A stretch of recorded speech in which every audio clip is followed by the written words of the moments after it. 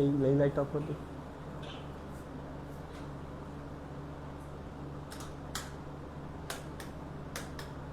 এটা কি আলো পড়ছে? ওই আলোটা কিসে?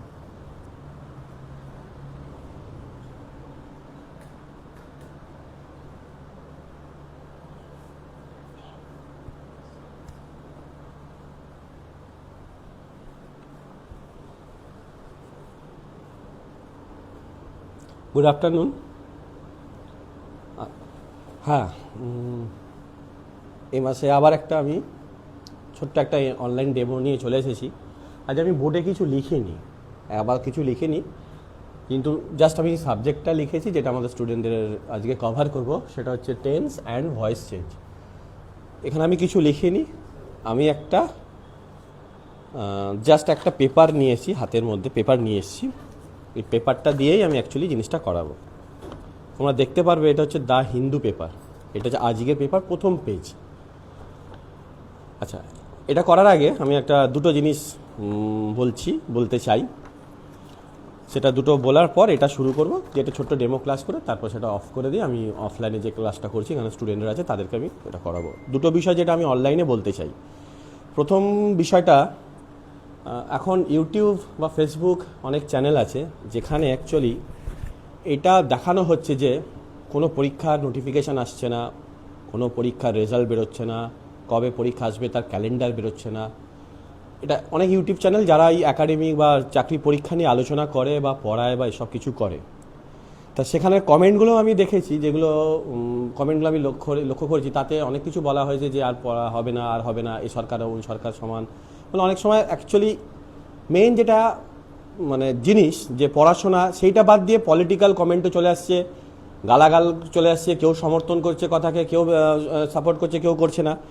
মেন যা বিষয় হচ্ছে, আমি যেটা বলতে চাইছি, যারা স্টুডেন্ট, যারা পড়ছো বা পড়তে চাও কিন্তু ডিমোটিভেটেড হচ্ছে এই কারণে, কেন পরীক্ষার চাকরির ফর্ম ফিল আপ হচ্ছে না, নোটিফিকেশান বেরোচ্ছে না, রেজাল্ট পুরোনোগুলো রেজাল্ট আউট হচ্ছে না, তাদের জন্য বলছি বিষয়টা। এই সমস্ত ইউটিউব চ্যানেলগুলো যারা এসব করে, তারা হয়তো কোনো ফার্স্টেশন থেকেই করছে। আমার তাদেরকে আমি খারাপ বলছি না, বা তাদেরকেও কিছু বলছি না, নেগেটিভ কোনো কথা বলতে চাই না। তারা হয়তো কোনো ফার্স্টেশন থেকে বলছে, কারণ তাদের মধ্যে অনেকে আছে তারা নিজেরাও হচ্ছে পরীক্ষা চাকরি প্রার্থী, পড়াশোনা করছে, পরীক্ষা দেবে, তারা ডিমোটিভেটেড হচ্ছে এবং সেই জন্যই সমস্ত ভিডিওগুলো তারা করছে এবং তার কমেন্ট বক্সে কিন্তু তার রিফ্লেকশন হচ্ছে। এইসব বিষয় না গিয়ে আমি একটুখানি বলতে চাইছি যে যারা এইসব ভাবছো কবে পরীক্ষার ফর্ম বেরোবে, কবে নোটিফিকেশান বেরোবে, তারা একটু চিন্তা করো যে ইম্পর্টেন্ট কি, কবে নোটিফিকেশান বেরোবে সেটা ইম্পর্টেন্ট না, নোটিফিকেশান বেরোলে বা পরীক্ষা হলে আমি কতটা প্রিপেয়ার, সেই পরীক্ষাটা আমি ক্র্যাক করতে পারছি না, সেটা ইম্পর্টেন্ট। ধরো আজকে বেরোচ্ছে না, মিসলেনিয়াস কবে ফিলিমস হবে, এই নিয়ে প্রচুর ভিডিও হয়েছে অনলাইনে।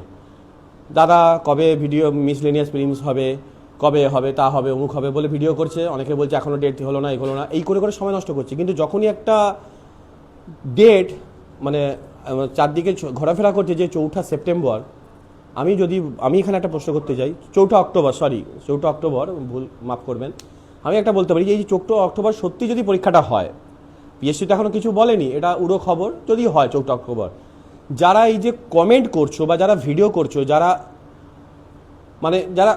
এলিজেবল পরীক্ষায়, তাদের ক্যাপাবিলিটি আছে পরীক্ষা পাস করার, তারা কি 4 অক্টোবরের জন্য আদৌ প্রিপেয়ার্ড কিনা পরীক্ষা ক্র্যাক করার?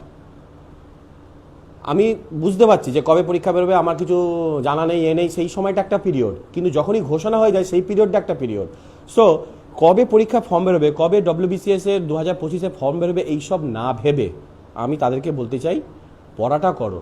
যখনই ফর্মটা ফিল আপটা বিজ্ঞপ্তি বেরোবে বা ফর্ম ফিল আপ হবে বা পরীক্ষা হবে, তখনের জন্য প্রস্তুতি নাও। আজ না হলে কাল হবে, কাল না হলে পরশু হবে, নিতে হবে, নাহলে প্রশাসন চলবে না, সরকার চলবে না। এক সময় নিয়ে বিভিন্ন ডিপার্টমেন্টে হবে, ক্লার্কশিপও পরীক্ষা হবে, নিতে হবে। প্রতিদিন ক্লার্কশিপে রিটায়ার করছে, যারা LDC ছিল তারা UDC হচ্ছে, যারা UDC হচ্ছে হেড ক্লার্ক হচ্ছে, পুরনোগুলো রিটায়ারমেন্ট করছে, যারা বয়স হয়ে যাচ্ছে। তো এনিমির ভ্যাকান্সি হচ্ছে, তা সরকারকে ভ্যাকান্সি ফিল আপ করতে হবে। যে কারণে এখন নোটিফিকেশান বেরোচ্ছে না, সেই কারণটা কি জানার দরকার নেই। তোমরা পড়ে প্রিপেয়ার্ড হও, এই টাইমটাকে ইউটিলাইজ করো। যে টাইমটা ফর্ম ফিল আপ বেরোচ্ছে না বা পরীক্ষা হচ্ছে না, এইটার সময় নষ্ট করো না যে কবে পরীক্ষা হবে, যেদিন হবে ঠিক হঠাৎ ঘোষণা হয়ে যাবে যে এই দিনে পরীক্ষা। যেমন WBCS 2024 প্রিলিমস হঠাৎ ঘোষণা হয়ে গেল যে কবে পরীক্ষা। তো কবে হবে হবে করতে করতে অনেক কিন্তু সময় নষ্ট গিয়ে পড়েনি, ফার্স্ট্রেটেড হয়েছে, ডিমোটিভেটেড হয়েছে, কিন্তু তারা আগ্রহী ছিল পরীক্ষা দেওয়ার। সেরকম এইবারও করো না। কবে 2025 নোটিফিকেশন আসবে, কবে আইডিও নোটিফিকেশন আসবে, কবে মিসলেনিয়াসের নোটিফিকেশন আসবে, কবে ক্লার্কশিপ আসবে, সব না ভেবে পড়ো। নোটিফিকেশন এলে তখন যেন তোমরা প্রস্তুত থাকো, প্রিপেয়ার থাকো পরীক্ষাটা ক্র্যাক করার। সো ক্র্যাক করা ইম্পর্টেন্ট, পড়া ইম্পর্টেন্ট, নট কবে তোমাদের পরীক্ষার ফর্ম বেরোবে। এটা বলা ছিল। দ্বিতীয় বলা হচ্ছে, এটা আমাদের এই ইনস্টিটিউশন সম্পর্কে বলবো, যে বিশেষ করে এটা হচ্ছে দিশার ইনস্টিটিউশন। তোমরা তো জানো, কিছু ডেমো ক্লাসে করেছি।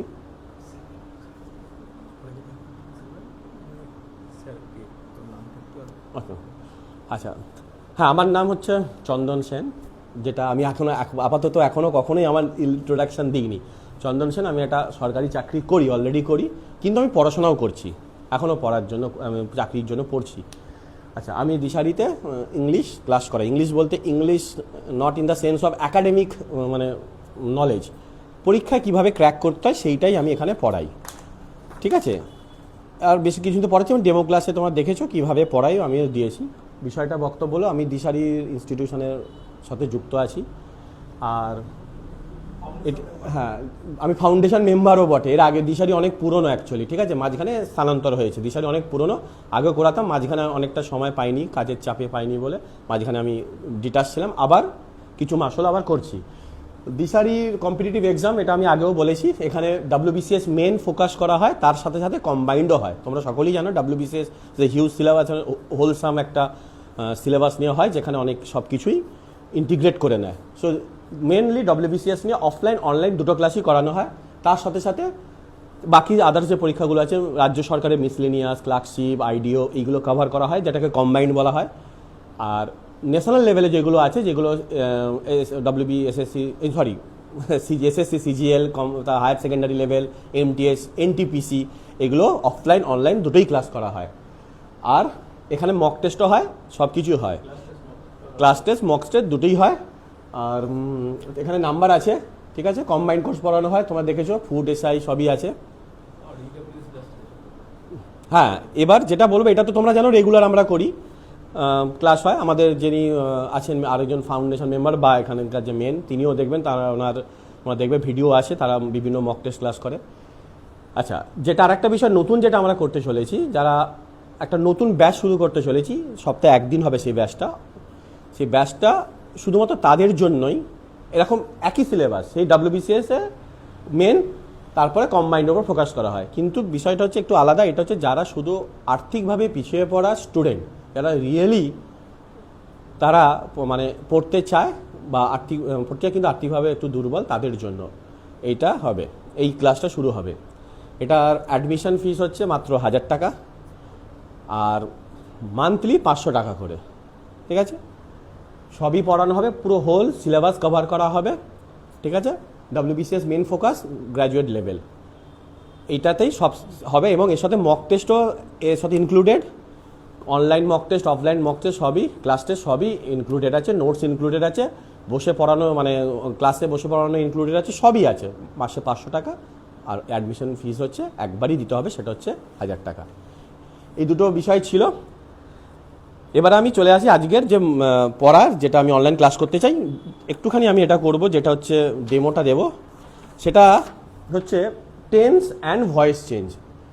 WBCS বা আদার্স যেগুলো প্রিলিমসে, যেগুলো যারা যে সমস্ত ইংরেজিতে আছে, ইংরেজি পরীক্ষায় আছে, যেমন ক্লার্কশিপে 30 নাম্বার আছে, WBCS-এ 25 আছে, যদিও মিসলেনিয়াসে নেই, কিন্তু মিসলেনিয়াস মেন্সে তো গ্রামার আছে, সো আছে। বা আদার্স যে পরীক্ষাগুলো আছে WBS-এ, মানে সেন্ট্রালের যে CGL আছে, তাদেরও আছে, 25 নম্বর ইংলিশ আছে।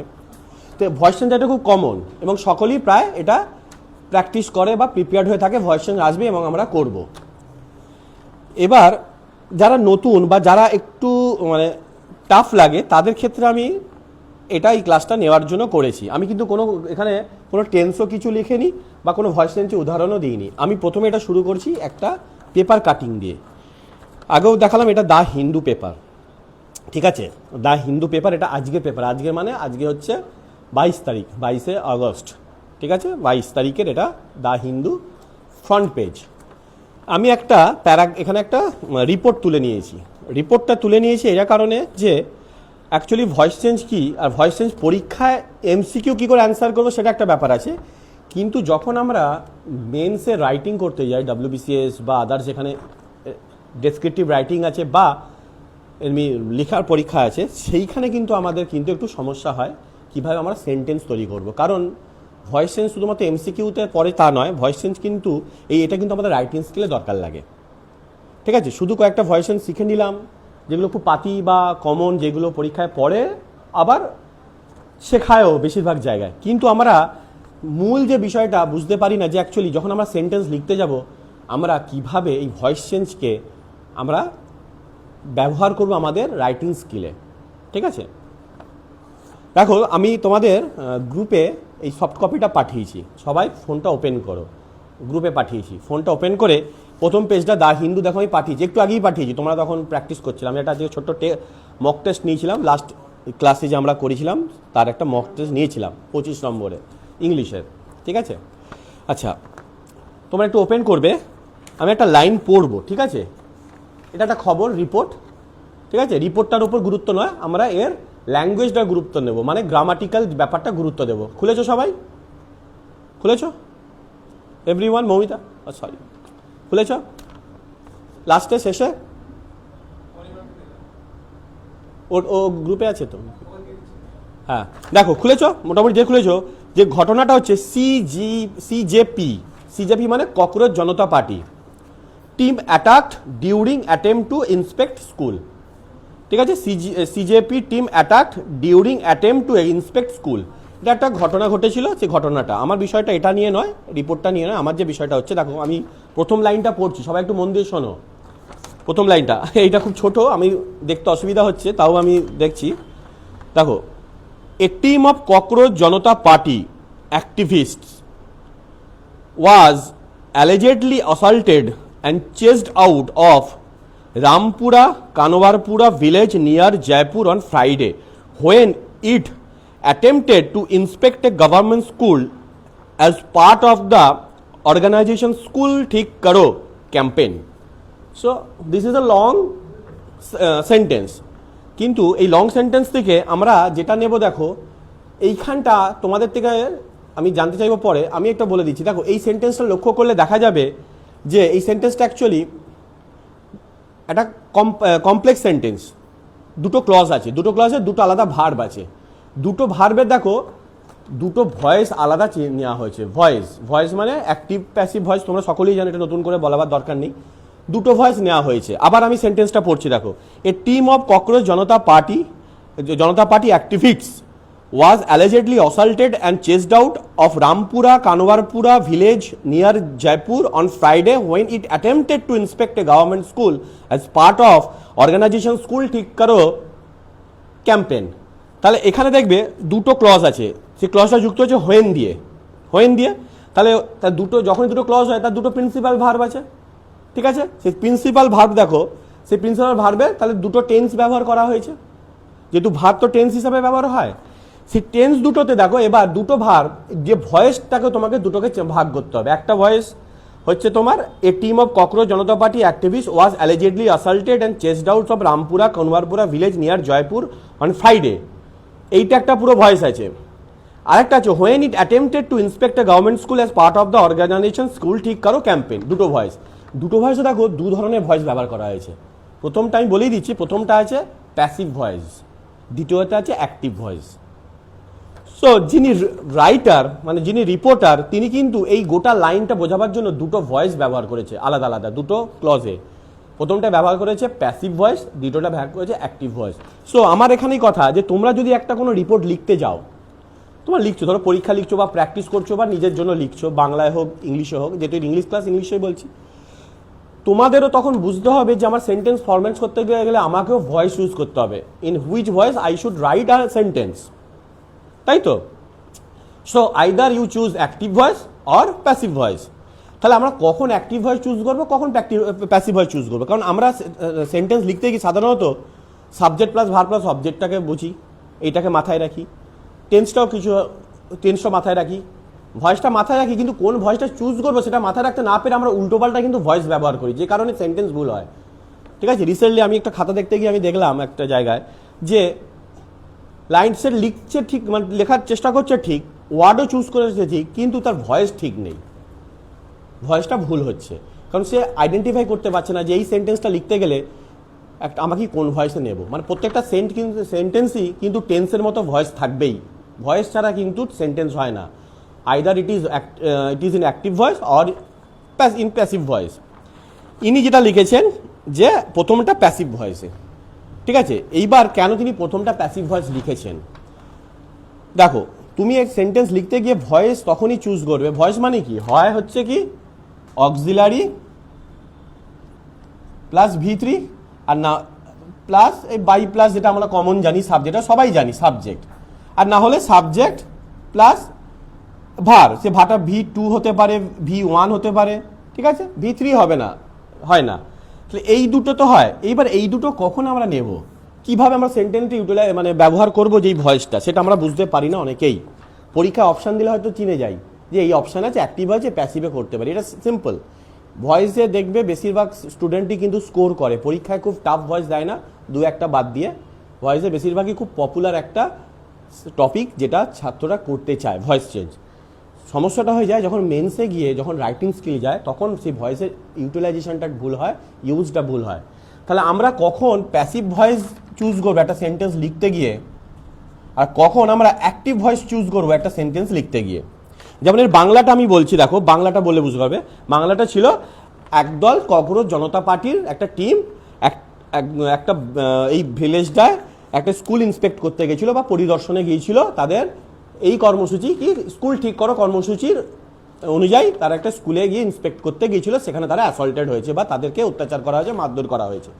এইটা যদি বাংলা একটা জায়গায় লেখা থাকে, তখন তুমি যারা ট্রান্সলেশন করতে যাও তখনই কিন্তু ভয়েসটা তোমাদের কাজে লাগবে। লাইন ধরো বাংলায় লেখা আছে যে একদল সিজিপে পার্টি অ্যাক্টিভিস্ট একটা গ্রামে গিয়েছিল তাদের স্কুল পরিদর্শন ক্যাম্পেনের অনুযায়ী, সেখানে স্কুল ঠিক করো সেটা দেখতে গিয়েছিল। সেখানে গিয়ে তারা জনগণ দ্বারা বা কিছু একদল কারোর দ্বারা অ্যাসল্টেড হয়েছে, অত্যাচারিত হয়েছে। এইটা যখন ইংরেজিতে লিখতে যাবে তখনই কিন্তু ভয়েস আসে। এবার আমরা লিখবো কি, মেন প্রশ্ন হচ্ছে ভয়েসটা চুজ করবো কি, অ্যাক্টিভ কোনটা প্যাসিভ কোনটা। দেখো এই ক্ষেত্রে তোমাদের সাবজেক্টটাকে গুরুত্ব দিতে হবে, ঠিক আছে। আর জানো তো একটা আছে অবজেক্ট হয়, সাবজেক্ট আর অবজেক্টকে গুরুত্ব দিতে হবে, মানে যে কাজটা করছে আর যার ওপর কাজটা হচ্ছে। তুমি যদি মনে করো যে যার ওপর যে কাজটা করছে সেটা এখানে ইম্পর্টেন্ট, মানে ডুয়ার বা সাবজেক্ট যদি ইম্পর্টেন্ট হয়, আর অবজেক্ট যদি মাইনর হয়, মানে অবজেক্টে যদি এমফাসিস তোমরা যদি না দাও, সেই ক্ষেত্রে কিন্তু তোমরা অ্যাক্টিভ ভয়েস চুজ করবে, তোমরা সাবজেক্টকে গুরুত্ব দিতে চাইছো। আর যদি অবজেক্টকে গুরুত্ব দিতে চাও তাহলে তোমরা কিন্তু প্যাসিভ ভয়েস চুজ করবে। এবার এই নয় যে সব প্যাসিভ ভয়েস যে লেখা যায় সেটা কিন্তু নয়, সব সেন্টেন্সে প্যাসিভ ভয়েস লেখা যাবে তা না, কিন্তু সব সেন্টেন্স অ্যাক্টিভ ভয়েসে লেখা হয়। যখনই দেখবে যে অ্যাক্টিভ প্যাসিভ দুটোতেই লেখা যেতে পারে একটা সেন্টেন্স, একটা সরল একটা সিম্পল সেন্টেন্স, একটা সেন্টেন্স, তখন দেখবে তখন এটা ভাববে দুটো ভয়েসে যদি করা যায় তখনই এটা আমরা কি করব, মানে এটা আমরা চুজ করবো যে কোনটা আমরা করবো। অ্যাক্টিভ ভয়েস তখনই করবো যখন যে সাবজেক্ট যে আছে তাকে আমরা গুরুত্ব দিচ্ছি এবং তার ক্রিয়াটাকে আমরা বেশি করে তুলে ধরার চেষ্টা করছি আমার লেখার মাধ্যমে, তাহলে অ্যাক্টিভ ভয়েস। আর যদি মনে করি যে না অ্যাকচুয়ালি যার ওপর কাজটা হয়েছে, মানে অবজেক্ট যেটা সেটা গুরুত্বপূর্ণ, তার উপর হওয়া কাজটা গুরুত্বপূর্ণ, তখন আমরা প্যাসিভ ভয়েস চুজ করব। মাথায় ঢুকলো? ক্লিয়ার? ঠিক আছে, I am clear to you?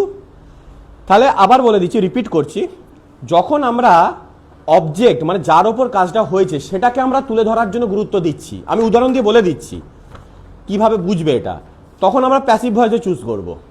আর যখন আমরা সাবজেক্টের ওপর গুরুত্ব দিচ্ছি তখন আমরা অ্যাক্টিভ ভয়েসে চুজ করব। দেখো ইনি প্রথম যে ক্লজটা নিয়েছিলেন, a team of Cockroach Janata Party activist was allegedly assaulted and chased out of Rampura Kanwarpura village near Jaipur on Friday.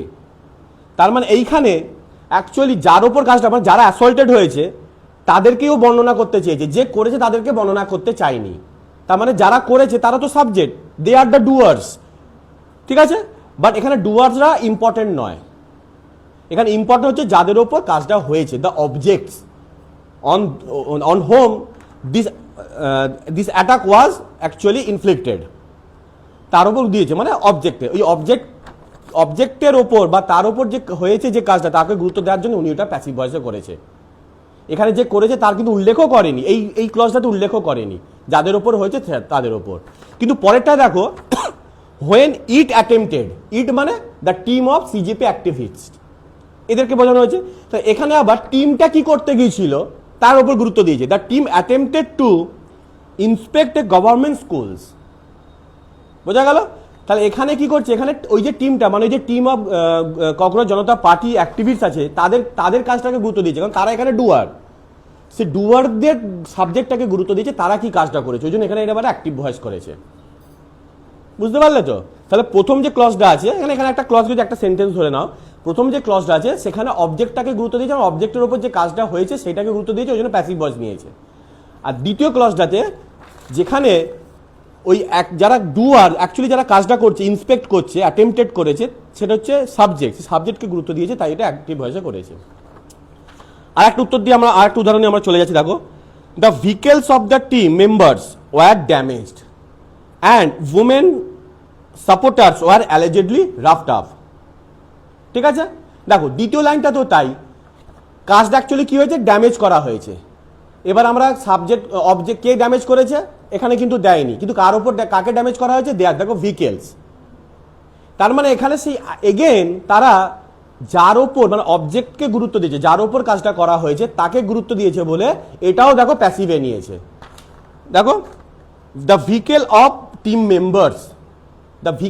Members were damage, তার মানে গাড়িটাকে ড্যামেজ করা হয়েছে, তা গাড়িটা অবজেক্ট হওয়ার কথা মানে সামওয়ান বা কেউ একজন ওটাকে ড্যামেজ করেছে, সামওয়ান ড্যামেজ দ্য ভেহিকলস। কিন্তু যে করেছে তাকে গুরুত্ব এখানে দেয়নি, ভেহিকেল যে ড্যামেজ হয়েছে তাকে গুরুত্ব দিয়েছে, ওই জন্য এটা প্যাসিভে করেছে। The vehicle of the members were damage and women, দেখো and women supporters were allegedly roughed up. এখানেও দেখো কাজটা কার ওপর হয়েছে, ওমেনের ওপর, মানে অবজেক্ট। ওমেনের সাথে দুর্ব্যবহার করা হয়নি, ওমেনের ওপর দুর্ব্যবহার করেছে অন্য কেউ, যে করেছে তাকে গুরুত্ব দিচ্ছে না, যার উপর করা হয়েছে তাকে গুরুত্ব দিয়েছে, ওই জন্য তাকে আগে নিয়ে এসে এটা প্যাসিভ ভয়েসে করেছে। তো women supporters were allegedly roughed up. এইখান থেকে বলো তোমরা বুঝেছো কি না যে তোমরা একটা সেন্টেন্স লিখতে গেলে তোমরা অ্যাক্টিভ ভয়েস নেবে না প্যাসিভ ভয়েস নেবে, কিভাবে চুজ করবে?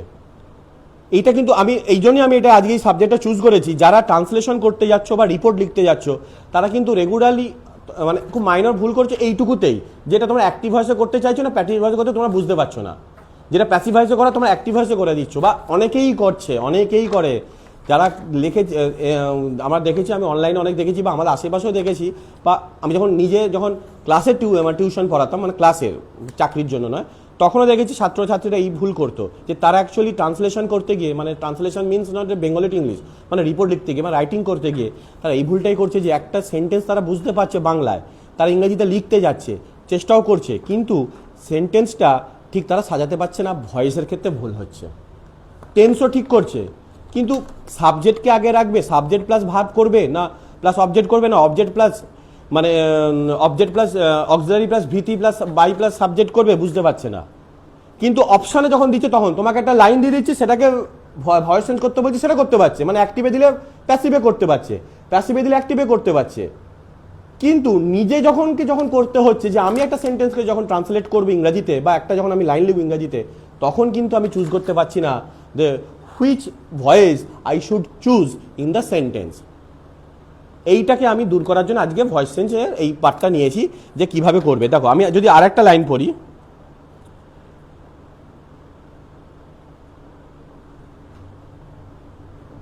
দেখো থার্ড প্যারাগ্রাফে, দেখো third paragraph, when the team of about 40 CGPA workers arrived, some people confronted them and raised slogan and asked them to leave. পেয়েছো? আমি আবার পড়ছি, যারা অনলাইনে রয়েছো, ডেমো ক্লাসে আছো। when the team of about 40 CGPA workers, এই লাইনটা পড়ি আর কিন্তু আমি ডেমো ক্লাসটা বন্ধ করে দেবো, তারপর আমার ফার্দার ক্লাস চলবে। when the team of about 40 CGPA workers arrived, some people confronted them and raised slogans and asked them to leave. আমি লাইনটা লিখে নিচ্ছি একবার, দেখো লিখে নিলে তোমরা বুঝতে পারবে যারা অনলাইনে আছো। এই লাইনটাই লিখে নিচ্ছি, লিখে আমি একবার যেটা আমি মুখে বলছিলাম সেটা আমি একবার নেক্সট আরেকটা বুঝিয়ে দিচ্ছি। দেখো, হোয়েন, হাতের লেখা একটু বুঝে নেবে। আচ্ছা, দেখা যাচ্ছে তোমার পুরো কভার করছে তো বোর্ডটা। When the team of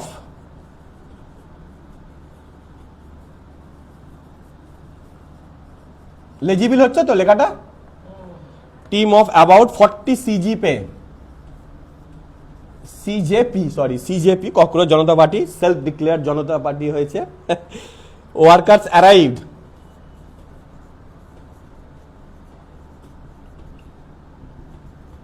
arrived. Some people confronted. Some people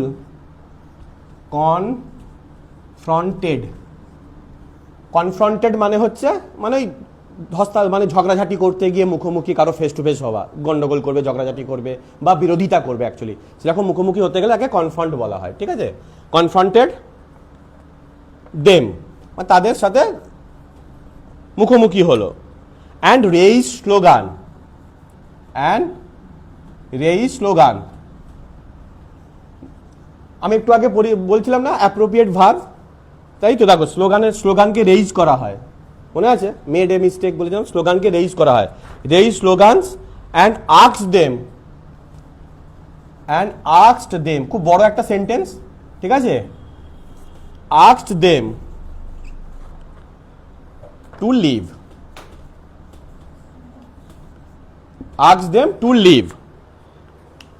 ঠিক আছে। একটু কালি হয়ে যাক এটা, তাহলে দেখো এখানে পুরো সেন্টেন্সটা তিনটে তোমার করা হয়েছে, তিনটে ভার্ব নেওয়া হয়েছে। যিনি রাইটার লিখেছেন তিনি কিন্তু তিনটে ভার্ব ব্যবহার করেছেন। দেখো, অ্যারাইভড, কনফ্রন্টেড, আর কোথায় গেল রেইজড, তিনটে ভার্ব, মানে এখানে তিনটে ক্লজ আছে, তিনটে কোঅর্ডিনেটিং ক্লজ আছে, ঠিক আছে। এটা কম্পাউন্ড সেন্টেন্স দেখতে গেলে। যাই হোক, সেটা আমাদের বিষয় না, আমাদের বিষয় হচ্ছে দেখো V2 এর আগে কোনো নেই, অক্সিলারি নেই, দ্যাট মিনস এটা হচ্ছে অ্যাক্টিভ ভয়েস। তিনি অ্যাক্টিভ ভয়েস ব্যবহার করেছেন। দেখো, এইটা যদি আমরা করি কি, দেখো এটা যদি টোটাল আমরা যদি সাবজেক্ট করি, একটু আবার বসে যাবে, টোটাল যদি আমরা সাবজেক্ট করি, দেখো the team of about 40 CGPA workers, এটা হচ্ছে যদি সাবজেক্ট করি, এইটা হচ্ছে তার V2, তার মানে subject plus V2, that means it is in active voice. দেখো আবার সাম পিপল, এটা হচ্ছে সাবজেক্ট, কনফ্রন্টেড মুখোমুখি হয় V2, তার মানে মুখোমুখি হচ্ছে, লোকেরা মুখোমুখি হচ্ছে, তাহলে এই সাম পিপুলটাই হচ্ছে কিন্তু এর অ্যাকচুয়ালি সাবজেক্ট, এরাই কাজটা করছে, তাহলে V2, এটাও তার মানে অ্যাক্টিভ ভয়েস নিয়েছে। আবার তারাই সাম পিপুল রেইজ স্লোগান, এটা যে সাবজেক্টটা, এর আবার ভার্ব হচ্ছে এটা V2, তারাই স্লোগান রেইজ করেছে, তাহলে এইটা তিনটেই অ্যাক্টিভ নিয়েছে। এটা তার তিনটে ভার্বই অ্যাক্টিভ নিয়ে করা হয়েছে, একটাতেও প্যাসিভ নেয়নি। কেন করেছে এবার তোমরা আইডিয়া করে নাও। দেখো, এখানে অ্যাকচুয়ালি যে কাজটা হয়েছে অ্যারাইভ, প্রথম কাজ অ্যারাইভ, যে অ্যারাইভ করেছে তাকেই গুরুত্ব দিয়েছে, সেই জন্য অ্যাক্টিভ ভয়েস নিয়েছে। The team of about 40 CGPA workers arrived, ঠিক আছে। এটা কিন্তু অ্যাকচুয়ালি এরা কাজটা করেছে বলে, সাবজেক্ট যা ডুয়ার তাকে ইম্পর্টেন্স দিয়েছে বলে, তাদের কাজটাকে ইম্পর্টেন্স দিয়েছে বলে এটা কিন্তু অ্যাক্টিভ নিয়েছে। দেখো, তারপর দেখো কিছু লোক কনফ্রন্ট করেছে তাদের, মানে তাদের সাথে বাক বিতণ্ডায় জড়িয়েছে, তাহলে যারা জড়িয়েছে যে কাজটা হচ্ছে সেটাকে গুরুত্ব দিয়েছে, মানে ডুয়ারের কাজটাকে গুরুত্ব দিয়েছে, দেমটাকে কিন্তু দেয়নি। তারা যে কনফ্রন্ট করেছে সেটাকে গুরুত্ব দিয়েছে, মানে ডুয়ারের কাজ গুরুত্ব দিয়েছে, মানে এটাও অ্যাক্টিভ ভয়েস নিয়েছে। আবার তারা স্লোগান রেইজ করেছে, ওই জন্য তাদের এই যে স্লোগানটা যে রেইজ করেছে এই কাজটাকেই লেখক এখানে বা রাইটার এখানে বা রিপোর্ট এখানে গুরুত্ব দিয়েছে। সো এই জন্যই এটাকেও অ্যাক্টিভ ভয়েস করেছে। তাহলে যিনি রাইটার তিনি কিন্তু এই তিনটে ভার্বকেই অ্যাক্টিভ করেছে এই কারণেই যে ডুয়ার যারা বা ভার্ব যে যারা কর্তা, বাংলায় সাবজেক্টের হচ্ছে কর্তা, সেই কর্তাদের কাজটাকেই গুরুত্ব দিয়েছে বলে এরা অ্যাক্টিভ ভয়েসে করে কর্তাকে আগে নিয়ে এসছে, ঠিক আছে। এই জন্য এগুলোকে প্যাসিভ করেনি। সো তোমরা যখন কোনো বাংলা থেকে ইংরাজি করবে বা তোমার যখন রিপোর্ট বা আদার্স যে কোনো নোটিশ বলো, রিপোর্ট বলো, বা ধরো প্রেসিস বলো, বা ট্রান্সলেশন বলো, বা প্যারাগ্রাফস বলো, হুইচ এভার ইট ইজ, তোমরা তখন দেখে নেবে যে তোমরা কি করতে চাইছো। যে কোনো একটা সেন্টেন্স তো ক্রিয়া দ্বারা হয়, সেই ক্রিয়ার কাল হয়, ক্রিয়া হয়, সেই ক্রিয়াটার অ্যাকচুয়ালি তোমরা কাকে গুরুত্ব দিতে চাইছো, যে ক্রিয়াটা যে করেছে তার উপর গুরুত্ব দিতে চাইছো, না ক্রিয়াটা আরোপ হচ্ছে যে যার উপর তার উপর দিতে চাইছো। যদি মনে করো যে ক্রিয়াটা যারা করেছে এবং সেই ক্রিয়াটার দুটোকে গুরুত্ব দিতে চাইছো, তাহলে তোমরা অ্যাক্টিভ ভয়েস চুজ করবে উইথ অ্যাপ্রোপ্রিয়েট টেন্স, ঠিক আছে। আর তোমরা যদি মনে করো না যাদের উপর ক্রিয়াটা আরোপিত হয়েছে তাদেরকে এবং তাদের উপর আরোপিত কাজটাকে আমরা গুরুত্ব দিতে চাইছি, তখন তোমরা প্যাসিভ ভয়েস চুজ করবে। ক্লিয়ার? করলেই দেখবে তোমাদের এটা ঠিক হয়ে যাবে। ওকে, এইটুকু ডেমো ক্লাস ছিল। বাকি ক্লাসটা আমরা আমাদের অফলাইন স্টুডেন্টস আছে যাদের সাথে করব। লাস্ট যাবার আগে একটা কথা বলে নিই, দিশারি যেটা প্রথমে বললাম ওটাই, তোমরা যদি যোগাযোগ করতে চাও ফোন নাম্বার দেওয়া আছে, ফোন করবে। WBCS এর মেন ফোকাস, বাকি অন্যান্য সাবজেক্ট অন্যান্য এক্সাম যেগুলো আছে তোমরা সকলেই জানো, সেই সমস্ত এক্সামে কম্বাইন্ডও করানো হয়। আর আবার একটা ডেমো ক্লাস নিয়ে আসবো, ততক্ষণে গুড বাই, ভালো থেকো, প্রস্তুতি নাও, পরীক্ষার জন্য প্রস্তুতি নাও, টাটা।